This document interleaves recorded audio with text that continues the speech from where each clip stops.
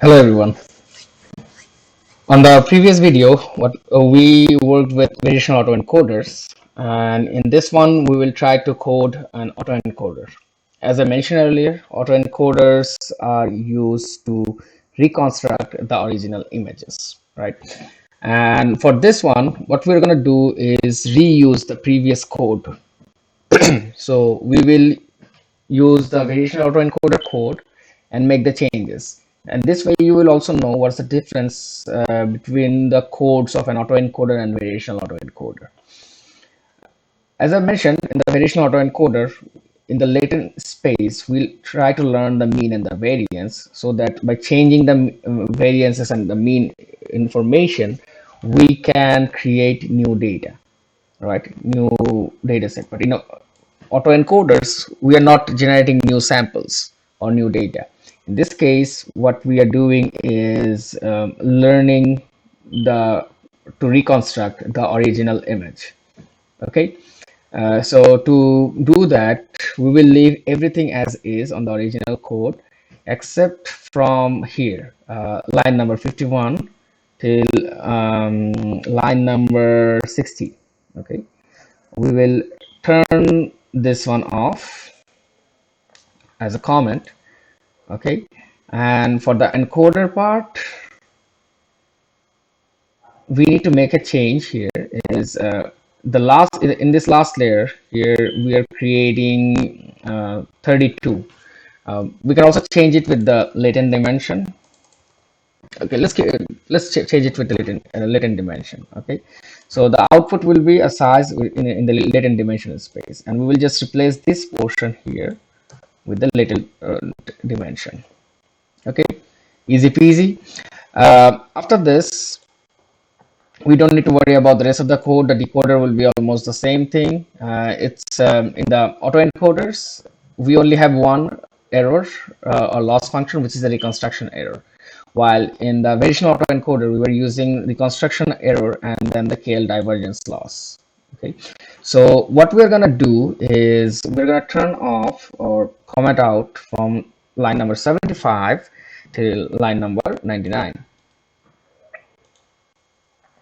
Okay, now we need to make changes. If you remember from the previous discussion, let me open the previous presentation. It will be much easier to explain.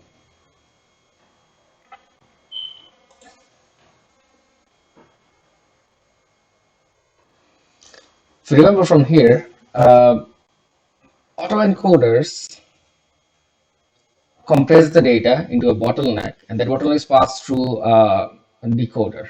Okay. So the information in the decoder that it receives is the latent space that is generated by the encoder. Okay, so the output has to be the reconstructed value from the decoder, which is in this case whatever the output that will be given by this line number 72.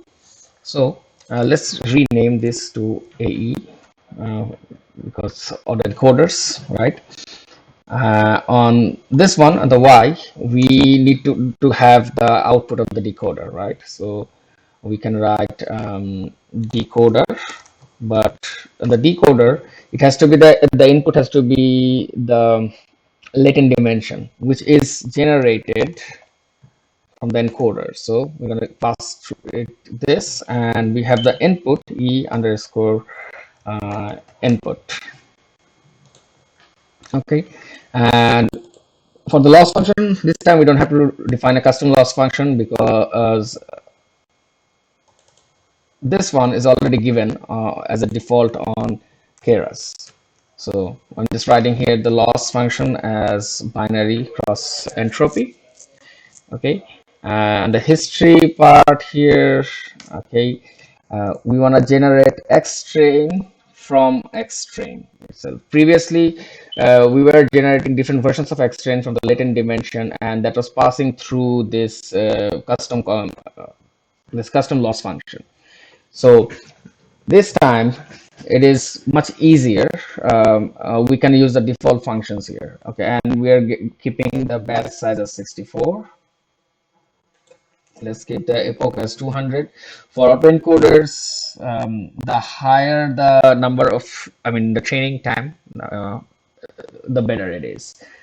Okay, and we kept the validation split as this. Okay, and I guess we're ready. We have already coded everything necessary for autoencoders. We might wanna get rid of these parts here because we're not gonna generate different portions of population here. Let's also do one more thing is create this plot function, modify this for the encoder. Okay, so we want to utilize the autoencoder that we trained, and we're going to pass an data. Let's keep it as x. Okay, now let me delete everything from here that we're not going to need. So basically everything. So reconstructed image will be equals ae dot encoder dot predict, and we're going to pass the original data. So we'll see how the reconstruction data is going. Make sure all the previously opened plot files are closed. Let's do this. Let's make sure we're opening everything in figure number 1. In one part of the figure, this is going to be 1 row, 2 columns, first column. So we are dividing the figure into 2 parts, left part and right part, so that we can see the original image and the right image, the reconstructed image side by side. So plot.imShow, we want to look into the original image, so x, and if you remember here, we did some reshaping of the data based on the channel width and height. We need to rearrange this, so we just want to have the data on its original size, which is 28 by 28. Please refer to the data catalog of the Keras library. CMap, we want to have a grayscale. It's easier to identify that. We want to do is interpolate is equals nearest, so there will not be any sudden changes. Okay, now that trying to plot the reconstructed one, so plot one row, 2 column, and we're going to work on the second column.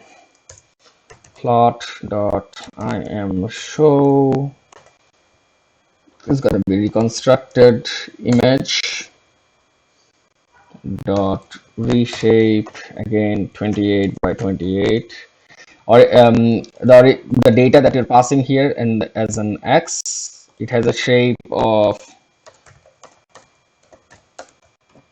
1, 28, 28, 1. So we might need to make these changes.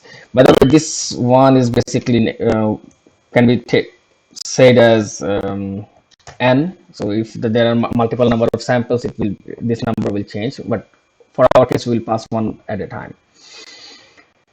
Okay, we were here. Reconstructed image, this, and the rest will be almost the same.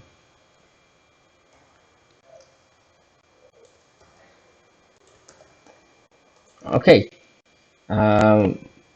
let's also add the titles so that we know which is which. Title, it's gonna be the original data, and it's gonna be the reconstructed data, right?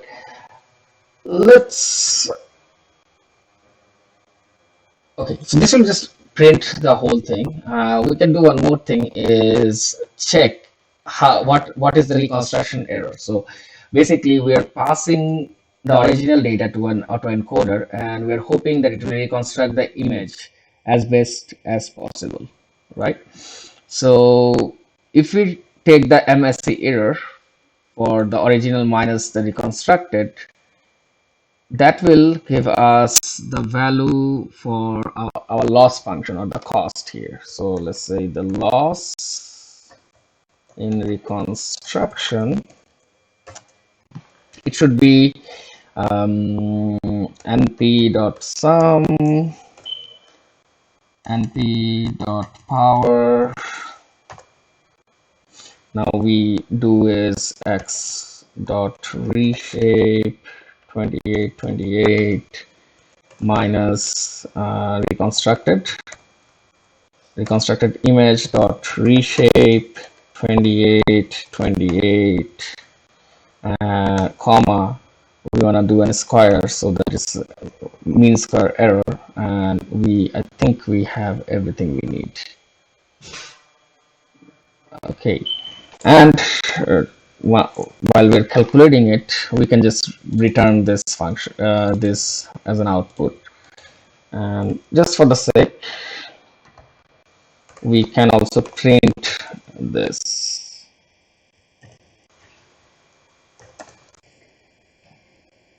Okay, all looks good. Let me reset my spider.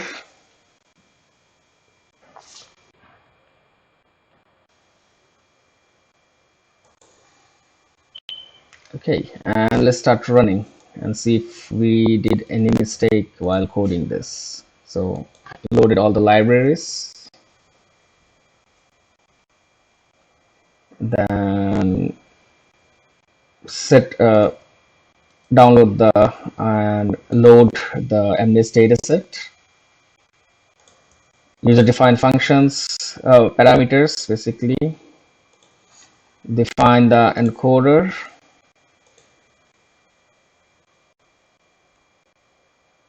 define the decoder, define the autoencoder. Okay, you can also see the summary of everything. So just write encoder.summary. You will see what's the structure of the encoder model is, and decoder.summary to see what is the structure of the decoder.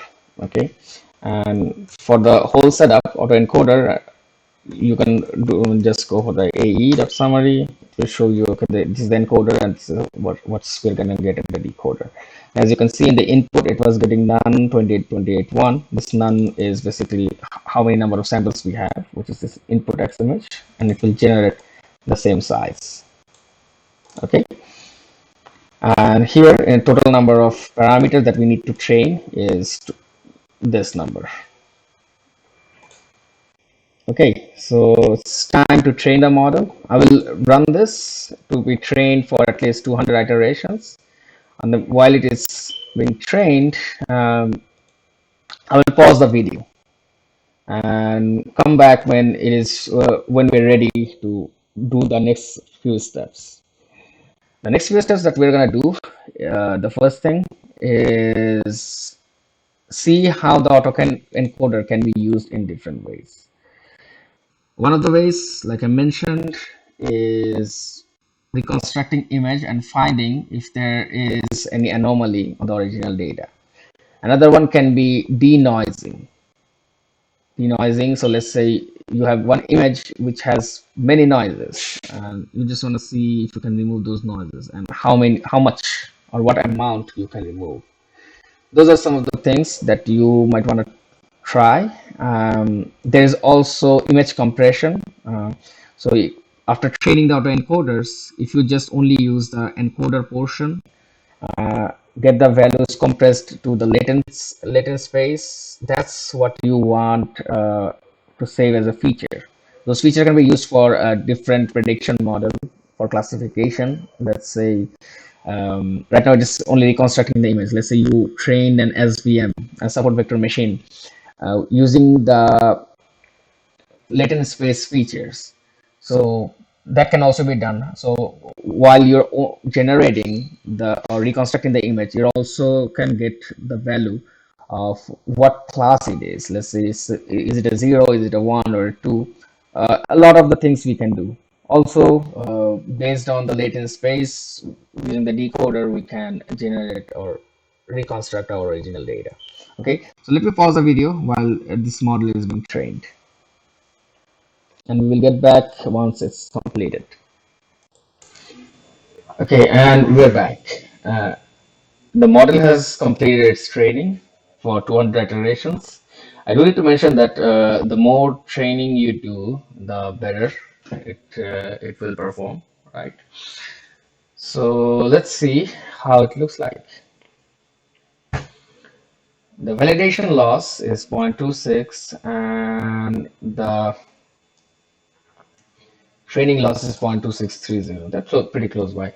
Let's check one more thing is how the training went, right? So import matplotlib.pyplot as plt.plot history.history loss, and as you can see, it has went down pretty sharply and then continued to go down as we speak. Okay, so it was performing much better. Yeah, the numbers were pretty close. Anyways, the next step is what we want to see if we can plot any of the data. Okay, so we have these images that we have uh, imported for. Oh, okay, so we need to reshape.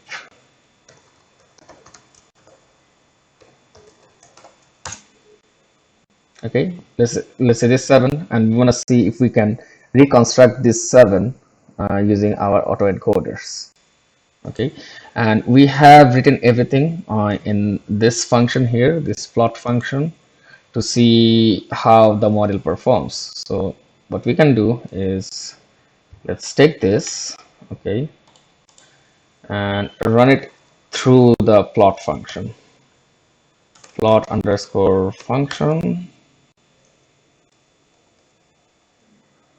right, AE, and then this data.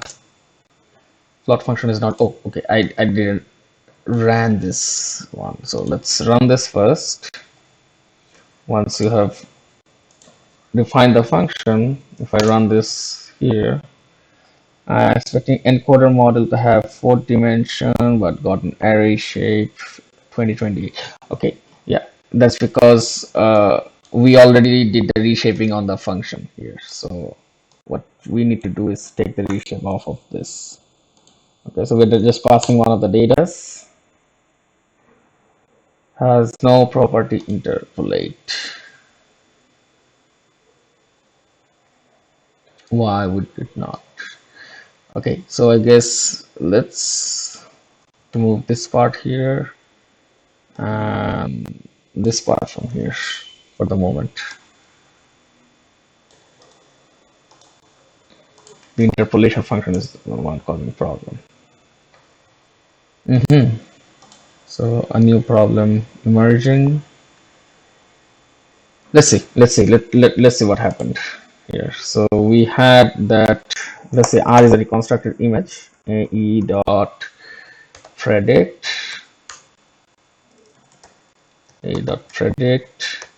and we needed that x underscore test data to be passed through it, right?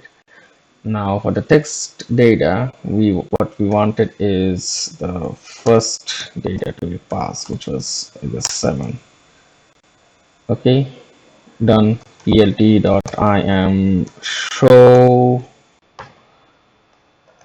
dot reshape 28.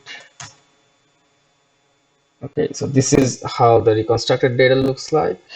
And let me plot the original data and see what's the performance of it.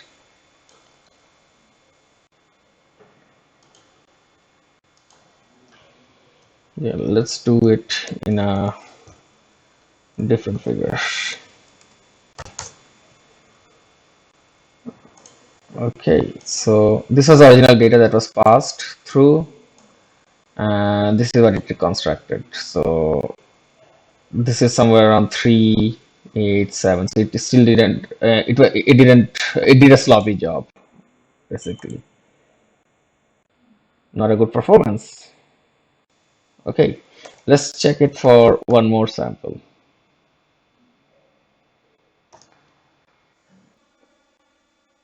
Okay, so I'm assuming the model needs some more training, because if you start seeing results like this, that means there is something going wrong and the model didn't learn anything. This is what we call is modal collapse. Modal collapse means the model learns a generalized format where it is not learning anything at all. So basically the reconstruction process fails. Okay, let's check one more data. Let's say 10 to 11. Okay, that predict. Okay, and let's reconstruct here. Yeah, so it's the same for every one of this. So most likely it failed to reconstruct anything. A modal collapse happened, most likely due to excessive turnovers or something like else. So what we can do, instead of resetting the whole thing, what we can do is change this number from 200 to 100 and run 100 more epochs or training, and that will train the model with for some additional iterations. So previous 200 plus this 100 equals 300, and we will know if there is any problem or not, or if the model is learning for the future case. Okay, so after additional 100 iterations, we're back, and I tested the code again a little. So there was an error in line number 116, I guess. For the subplot, I wrote here as 1, but it should be 2. Anyways, saying that, let's check after the additional 100 iterations how the results look like. So it's gonna be this test. Let's try the first one. Okay, so this is 7, the original data, and it tried to create something in between 9 and 7. So it's much better than the previous iteration what we had. Let's check one more number. Let's say 2. This one, it learned to represent 1 much better. Okay, let's try one more thing. It's 5 and 6. Okay, this is also 1. And as you can see, as we wrote here, the loss construction is missing. If it is doing a good job at reconstruction, the loss value is much smaller. But whenever it was failing or the reconstruction was not good, the cost was much higher. Okay, let's see. Let's check another one. As you can see, it has learned 0 much better.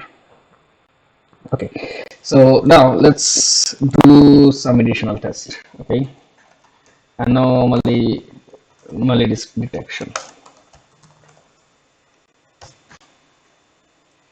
For anomaly detection, what we can do is, let's take one of the data.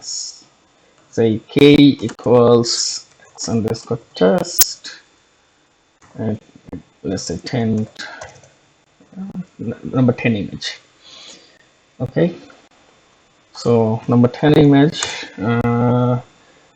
it looks like something like this. Okay, and we will add some anomalies, let's say a blip somewhere around here or maybe here, and then see what happens. So let's say we want to add an anomaly in 0, 2 to 5, 2 to 5, and 0. Let's say all the values around that region is 0, so we're just making it 1, adding a new blip. Or let's say we also have one more.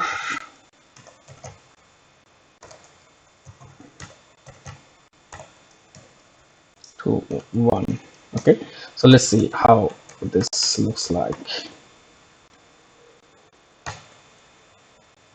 K dot reshape 28 28, and we want to have the C map as grace. Okay, good. So if we run this, so we added two anomalies, one smaller one here, one big one here. Okay, and let's try to reconstruct this whole thing here. We'll be passing the data of K, and if we run it, we will see when it reconstructed, it removed the additional blips that was created. Also, the loss function went from 33 to 46 for this reconstruction. So in a way, we can identify if there was an anomaly or not in an image. And also we can remove it in the reconstruction phase, and we can monitor the loss functions from here. Let's see if we can try some other examples also. So let's see which one we want to go for. Let's say 50, 51. Oops.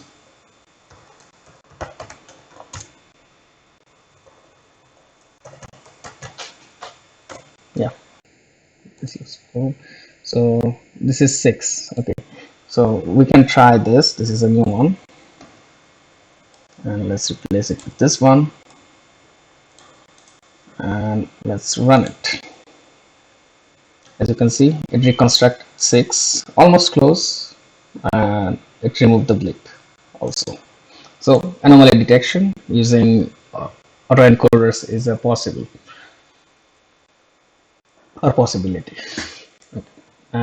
Noise reduction. This is one more thing we can try, right? Let's see. Before the errors, let's copy everything from here. Okay, and the plot function is something like this. Okay, assuming we have a noise somewhere, random dot rand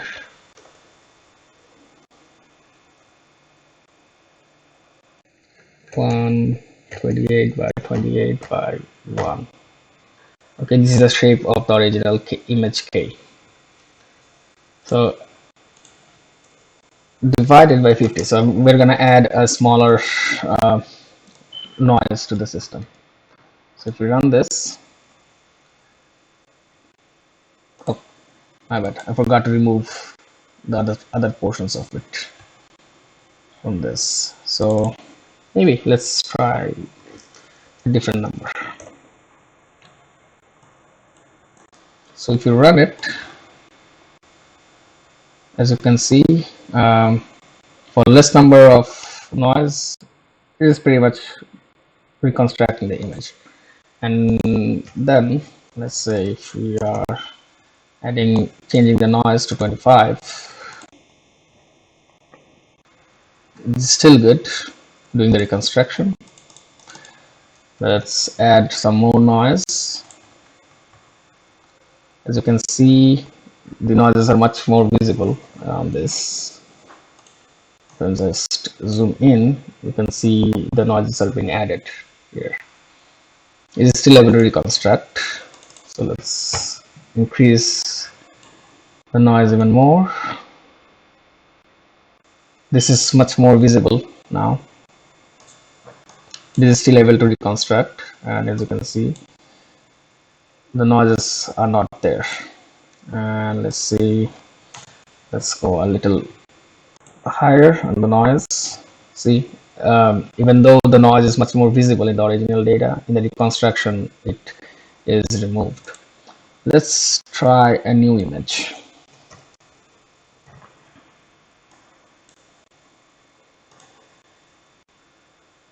Okay, so see, from 5 it is creating something in between 5, 3 and 8, so it is confused what's happening there. Maybe we can check with something else. So that was one of the failure cases. Smaller noise, 54 to 55. As you can see, it has created, almost reconstructed it. If we increase the noise, it is getting confused. So for a certain limit, you can still remove the noise for a reconstruction case. Of course, the ones I'm showing right now is not as good as it should be, because I ran this whole thing in between 100 now and previously 200, in total of 300 iterations. Usually for this type of models, people run the model for 500 to 1,000 iteration. A few things to notice while you're working on this is modal collapse. Check the loss functions. If it falls down pretty sharp, that means it is not learning anything. It is just learning a cheat. Similar to what happened after the first 200 iterations of this model. Okay, by the way, this is called Modal Collapse, my bad. Second is check back after each 100 iterations to see if it's learning anything. See if it's learning and reconstructing correctly. The more better it knows how to reconstruct, the more good job it will do for noise reduction and also for anomaly detection. Now, okay, last part of this is gonna be the feature learning. Okay, so for the feature learning, we can deconstruct the autoencoder into two pieces, the encoder and the decoder part. Use the encoder to learn those features. In this case, we have the latent dimension as 2, so we will learn 2 features per set. So say you want to learn the feature f, and it will be encoder.predict, and just pass one of the data set. Okay, let's say 62, 61. And that's it. And if you just check the f, this is the feature it learned from this image itself. If you pass a different image through it, it is learning a different feature, right? So depending on what type of image you're passing, it will try to learn that feature. So now let's say you have an image, you'll run it through encoder, and now once you have these features, you can send these features to a friend who has the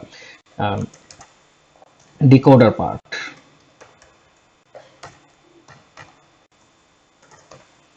Right?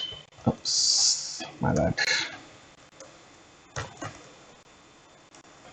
Who has the decoder part. Now in this, if you pass this latent information f, they'll be able to learn this d. So if you check the d, the shape of the d, it is again 128, 28, 1, where the shape of the learned feature was only 2, and shape of the original image was 128 months. So this can be easily used to compress high dimensional data and pass it through. It's for a small communication channel. So that's going to be one other use of auto encoders.